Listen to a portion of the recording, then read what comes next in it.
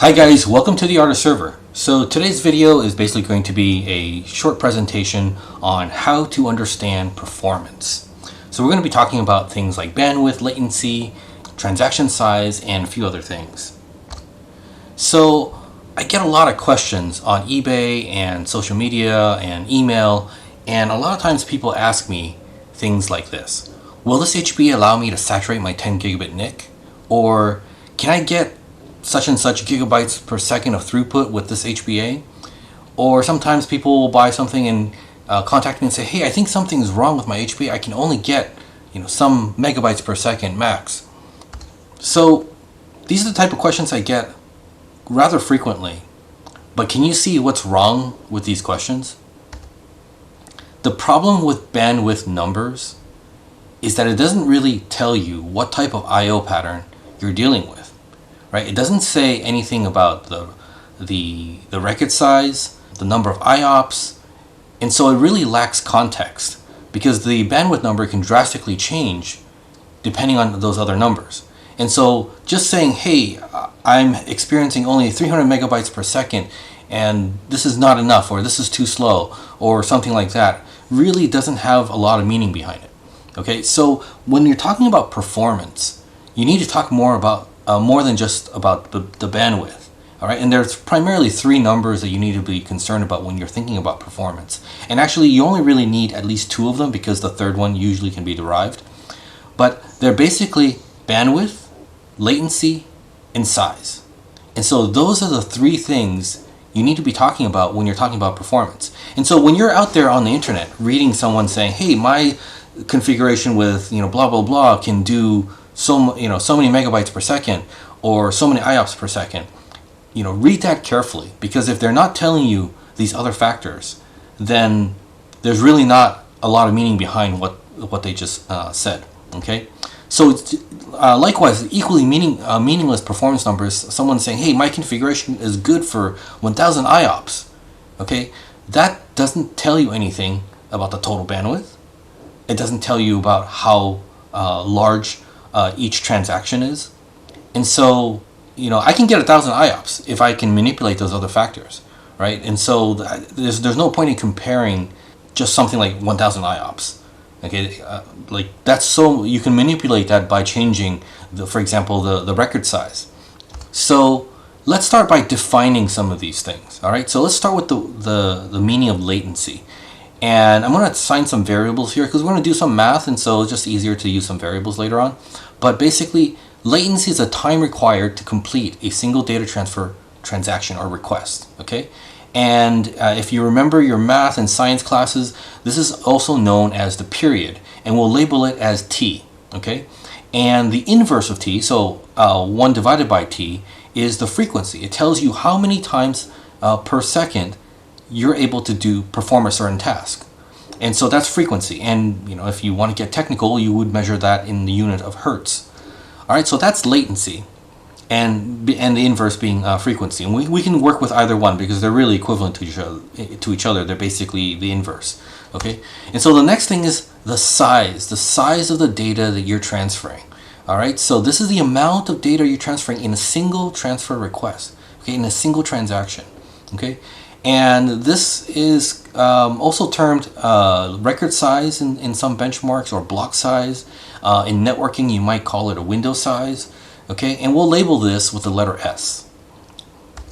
All right, and so finally, bandwidth. This is the number that most people love to talk about. They'll show their bandwidth numbers from whatever benchmark they run, and again, this number doesn't mean a whole lot until you have one of the other factors we just talked about. Okay, but basically the bandwidth is the total amount of data transferred per unit time, and usually we're going to deal with per second, okay, for unit time. And you can also refer to this as maximum throughput. And so a lot of times people talk about throughput, or the maximum throughput they get, and so that's basically synonymous to what I'm calling bandwidth here. Okay, and we're going to label this with the letter B. And so you can actually calculate what your maximum bandwidth is going to be based on the latency and the data size. Okay, so I'm going to show you how to do that. So basically, these are the two equations that it's really simple. The bandwidth equals the total data size divided by the time it takes to transmit that data, and that's how you get, certain number of bytes per second. Okay, or if you want to work with the inverse of the period or the latency, okay, then you would work with frequency. And so remember, frequency says how many times can you do something per second. And so if you can transfer S amount of bytes, whether it's gigabytes, terabytes per transaction, and you can perform that transaction X number of times, then you just multiply that together and you'll have the total bandwidth per second. Okay, so these are both they're the same equation basically, but they're working with either the frequency or the period or the latency. Okay, now to test your understanding of that equation, this is just a very simple, intuitive example that I like to use just to get people thinking about how those numbers work together. Okay, so let's just, as an example, think about having a latency of 100 milliseconds, or that's 0.100 seconds. Okay, so that means that in that 0.100 second, you're able to perform one transaction, okay, one data transfer, whatever it is that you're dealing with. Okay, so that means if you did that 10 times, it would be exactly 1 second. So in 1 second, you can perform this task, this whatever data transfer you're doing, 10 times. All right, so mathematically, again, we can calculate the frequency by the inverse of the period. And so if the period is 0.1 seconds, 1 divided by 0.1 is 10, and so that's 10 hertz.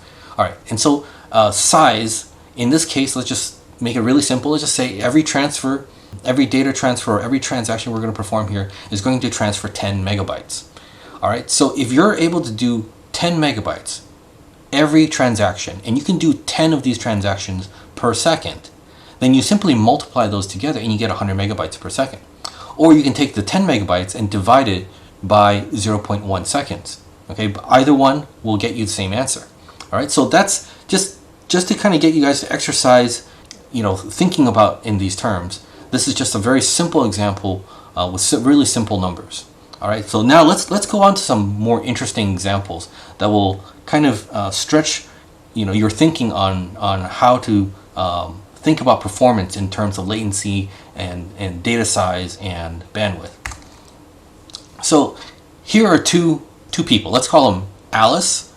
Comes around and says, "Hey, my storage drive can do 244 megabytes per second of read bandwidth." Okay. Maybe she ran some benchmarking. That's the highest number she got, right? And Bob comes along and runs the same benchmark on his storage drive and says, "Well, I get 43.4 megabytes per second." Now, which one do you think has the higher performing storage device? On the surface, you might say, well, 244 megabytes per second is larger than 43.4 megabytes per second. And by the way, I'm using real numbers here. Okay, I will reveal to you the details in a second here, but these are actual real numbers. I'm not making this up. They're numbers derived from benchmarks. And so on the surface, you might say, well, Alice must have the higher performing storage device.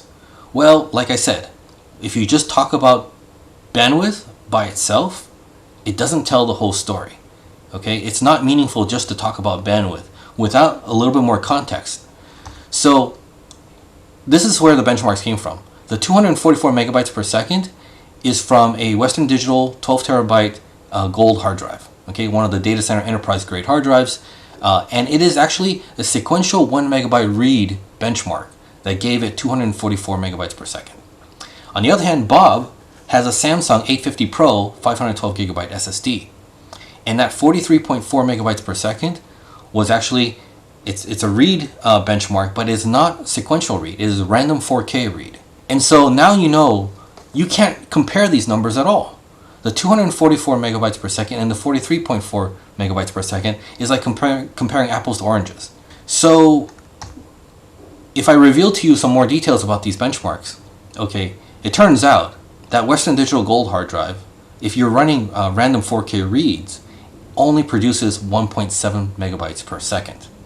Okay, so now you can actually compare oranges to oranges and apples to apples. So the 43.4 megabytes per second that Bob got in read bandwidth was random 4K. The same random 4K read bandwidth on that Western Digital 12 terabyte enterprise hard drive is 1.7 megabytes per second. Now you can actually compare those numbers. Okay, without the actual detail of what block size we're using, whether it's sequential or random I/O, okay, you really can't not compare bandwidth numbers. And inversely or conversely, the sequential read performance on Bob's drive on the 850 Pro is actually 517 megabytes per second. So if you compare those numbers, okay, now you're able to compare apples to apples and oranges to oranges. You realize Bob has the higher performing storage device. Okay, so keep this in mind, that when people are talking about performance and they throw out some bandwidth number saying, oh, I'm getting so many megabytes per second or so many gigabytes per second, if they're not telling you exactly what kind of tests they're doing to get that number, okay, it doesn't really tell you anything. Okay, you cannot compare that number to anything else until you know exactly what type of test they're running. Are they doing random I/O, sequential I/O? What kind of block size are they using? Okay, those have to be included for that number to actually mean something. So now that we have, the actual sequential reads, we can compare sequential reads to sequential reads. We know that Bob has the higher performing device. All right, so let's move on to the next example here. The next example is, how do you transmit 1.5 terabits per second between Los Angeles and New York City? All right, here's how you do that. Step one, go rent a U-Haul cargo van. All right, so this U-Haul cargo van that you see in the slide here has a cargo capacity of 245 cubic feet. And I've converted that to metric because we're going to be doing some calculations in metric. So that's the equivalent of 6.93763 cubic meters. And other than the volume of space in the cargo capacity in that van, it can take a max load of 3,880 pounds, which converts to about 1.759 million grams. Okay, and I have those in grams because we're going to be doing some calculations in grams later. All right, so that's step one. Get yourself this van, okay, with these specifications. And step two, go buy some hard drives. Now I'm going to keep the specifications of that U-Haul cargo van up in the right corner here because we're going to need those, okay? But you're going to go buy some hard drives. And so let's say we go buy some Hitachi 12 terabyte SATA hard drives. All right, these have a storage capacity of 12 terabytes, which is about, 96 trillion bits. And it has a volume of 147 by 102 by 26 millimeters. And so that comes out to 389,844 cubic millimeters, or in cubic meters, it's 0.000389844 cubic meters. And the weight of this hard drive is 660 grams. Okay, so now that we have all these numbers in the correct units, we can calculate how many hard drives can you fit in this U-Haul cargo van. Okay, if you do it by volume, you take the cargo capacity of 6.93763 cubic meters and divide it by the volume of the hard drive, okay, and you get roughly 17,795 hard drives. Okay, that there's enough cargo space to fit that many hard drives. But, however, there's a max load capacity. All right, so if you go by weight, okay, this cargo van can only hold up to 1.759 million grams.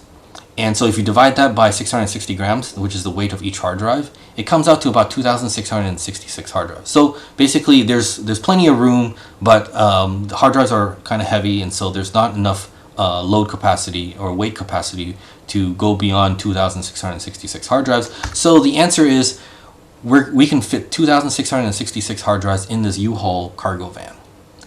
All right, so step three, you load up all your data in those 2,666 hard drives, put them in the van, and drive that van from Los Angeles to New York.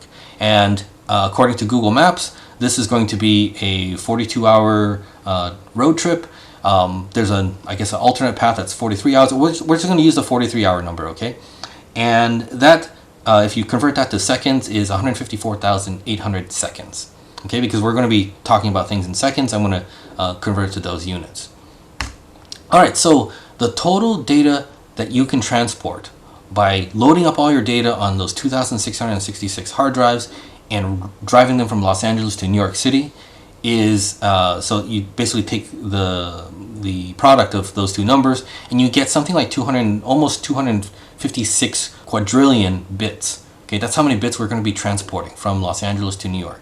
Okay, now you take all those bits and you divide it by the total time it takes, which is that 154,800 seconds, and you get this number that is basically like about 1.6 trillion bits per second or whatever, and divide that by powers of 1024, you get 1.50369 terabits per second. So that's how you get 1.50 terabits per second between Los Angeles and New York. So what's the point of this example? This is an example of extremely high latency with a extremely large payload size.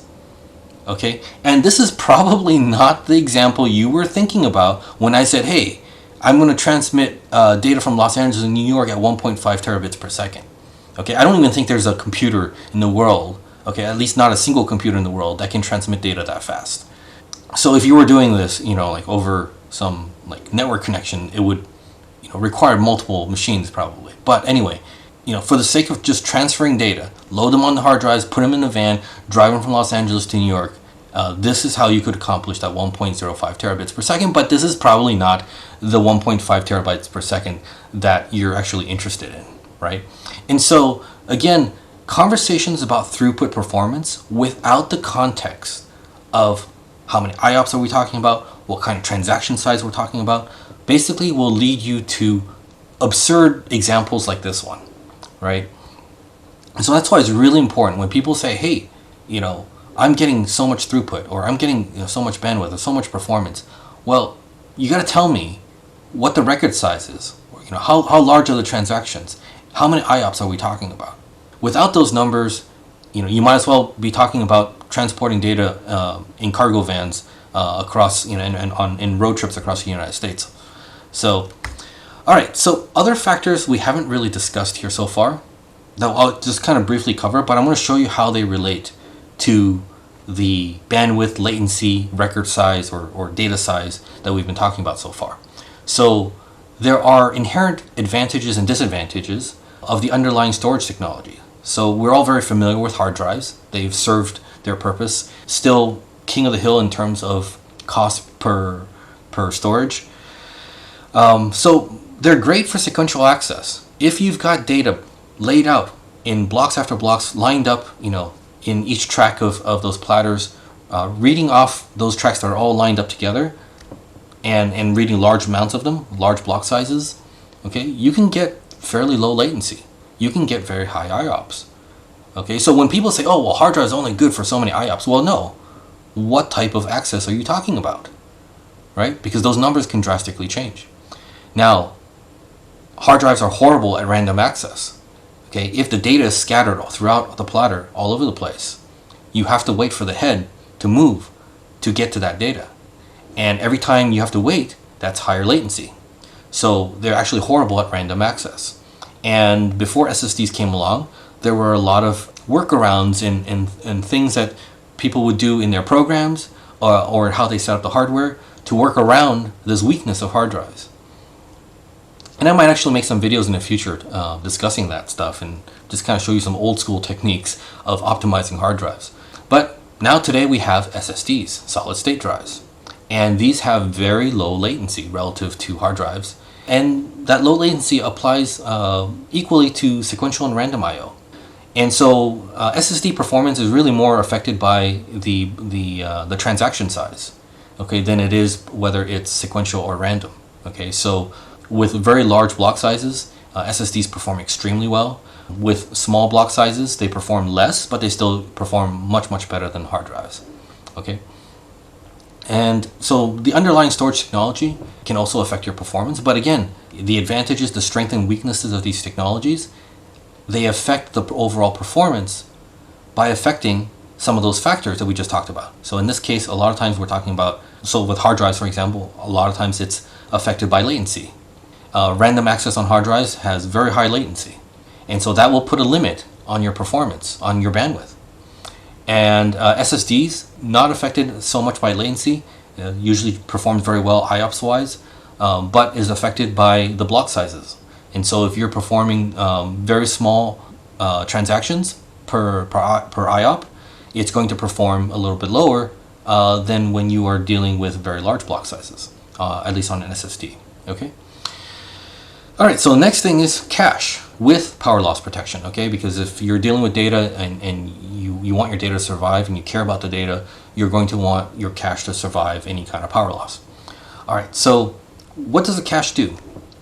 Okay, cache is basically like a high-speed access. It's usually much smaller than the main storage that it's caching, but it can keep kind of the more frequently accessed data in some high-speed storage, so oftentimes DRAM chips. Okay, and so these have very, very low latency. So again, the way cache, when you think about performance and how cache affects performance, okay, you have to think about how does it affect that performance. In many cases, it affects that performance by lowering the latency. And because it's basically DRAM most of the time, it affects latency both sequentially and random access. Now, when the data set that you're working with exceeds the size of that cache, and you start having cache misses, okay, where it tries to look for the data in the cache, doesn't find it, so then has to go to the main storage to access that data. Okay, you have sometimes a pretty severe performance drop-off. Okay, and actually performance can be even worse than if you didn't have any cache. And the reason being, in order to accomplish I don't know if you call it accomplish, but when you have a cache miss, that means you've spent some time looking for that data in the cache, right? And you don't find it there, so then you have to go to the primary storage and look for that data again the second time. So that extra step adds a delay in that transaction. And so that means that your latency is going to be slightly higher. All right, so again, when you're thinking about how these things affect performance, oftentimes it affects latency or it affects the block size. And this is why, by the way, RAID controllers with cache usually perform really well with random small IOs. If the data set is small and it fits within that cache, and because that cache is also often DRAM, random IO is going to be exceptional, right? And basically the RAID controller can respond to such a request, and just before it even ever moves that data into the actual storage behind the RAID card, basically the hard drives or SSDs or whatever, it can respond and say, hey, I've got the data. The transaction is complete, right? So it can respond extremely fast to that. And so latency is very low. Okay, but once it exceeds that cache and it says, oh, I don't have it in cache, okay, I got to go to my hard drives and find that data and get it to you. Okay, then the performance starts to drop off.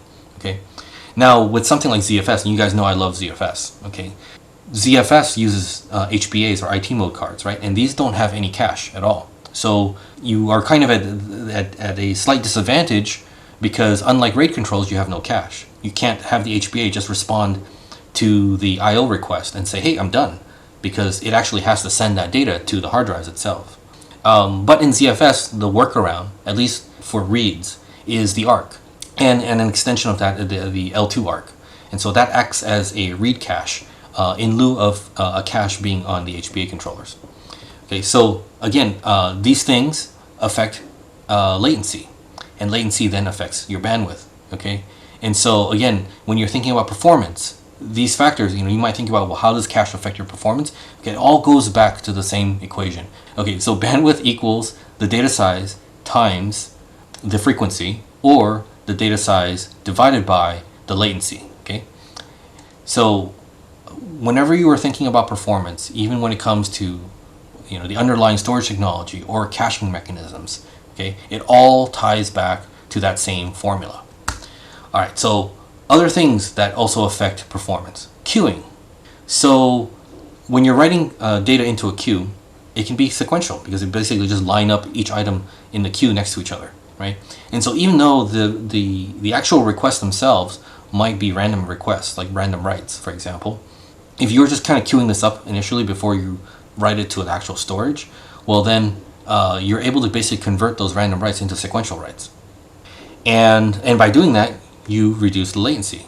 And the queuing, the queue processing algorithms can also look at what's in the queue and rearrange them. Sometimes, not all the time, but sometimes it can rearrange them so that when they're actually being committed to the permanent long-term storage, they can be serialized in a way that makes it more like sequential I/O. And this benefits hard drive technologies. Okay, but again, all these affect Well, in this case, actually, it could also affect your transaction size, because if you can queue up a whole bunch of stuff together that is all writing to the same place, then you can kind of just make it sequential, but also write, basically group them together into a big I/O request, right? Okay, so again, if you're talking about queues and how they affect performance, it comes back to transaction size and latency, and that will determine your bandwidth. Okay, the same thing with storage medium geometry alignments. Okay, so traditionally we've always had 512K blocks, and now we have 4K blocks, and there are other devices with different kind of native block sizes within the storage medium. And if you don't align the data correctly to these things, a single request might end up being two requests, because you might have to get part of the data from one block and then another part from another block, and then put them together. Okay, instead of getting all that data from a single block, where it might actually already fit in a single block, but you've separated it out. And so by adding that extra step, you increase latency. And again, that's how that affects performance. If your latency increases, your performance goes down. All right. And again, with ZFS, in ZFS there are synchronous and asynchronous I/O. Okay, synchronous I/O is where you send out a request, an I/O request, and you wait to get a response that says that request has been satisfied and everything is safe, and then you move on to the next request. So there's a lot of waiting involved when you do synchronous I/O, and so that increases latency quite dramatically. Okay, so asynchronous I/O in ZFS is very fast, okay, because it doesn't necessarily wait for that confirmation before it moves on to the next I/O request. Okay, synchronous I/O will actually wait and say, okay, I want to make sure that I/O request was safely accepted and completed before I do the next one. And so that waiting increases latency. And so a lot of times people talk about increasing your storage performance for synchronous I/O in ZFS by adding a slog device. Okay, that's a secondary log device. And you usually want to pick a low latency storage device for the slog. And the reason is because you're increasing latency because of the synchronous I/O. You want to counter that increase in latency by using a very low latency device and sending those synchronous I/O requests to the slog device, which can respond quickly and say, okay, I've got it, data is safe, move on. All right, so again, all these things tie back to latency and record size, and together those factors determine your total bandwidth. All right, so like I said, everything goes back to latency, record size, and bandwidth. And so when you're thinking about performance, okay, if you're ever going to reach out to me on eBay and tell me, hey, I've got a performance problem, okay, make sure you tell me everything here, okay? Don't just tell me that you are struggling at such and such bandwidth limit. Okay, tell me what kind of record size are you using. Tell me what kind of latencies you're getting. Okay, then we can have a very meaningful conversation. And likewise, if you're on the internet searching for information on how to fine-tune your storage server or anything else, by the way, these concepts of performance apply equally in many other worlds other than storage. Okay, it applies in networking, it applies in software development, and if you're trying to maximize the throughput of your program to process something, okay, you might look at ways to optimize your codes so you can reduce your latency. Okay, or you can process larger amounts of data at once, which would be your record size. And so this concept of bandwidth equals your record size divided by latency, or your record size times frequency is kind of universal.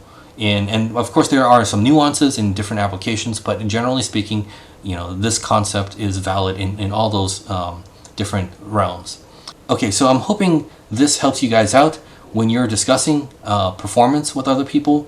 Make sure they're not just telling you about bandwidth. Make sure they're telling you about these other factors. If you are reading up on how to fine-tune something, and you're seeing someone telling you, they got so many IOPS, but they don't tell you, what kind of record sizes they're using or what kind of bandwidth they're getting, then take the information with a grain of salt, because you really need to have at least two of these factors to have a meaningful conversation about what performance you can achieve here. So anyway, thank you very much for watching. I hope this helps you guys out, and please like and subscribe if you enjoy this video, and have a good day. All right, bye-bye.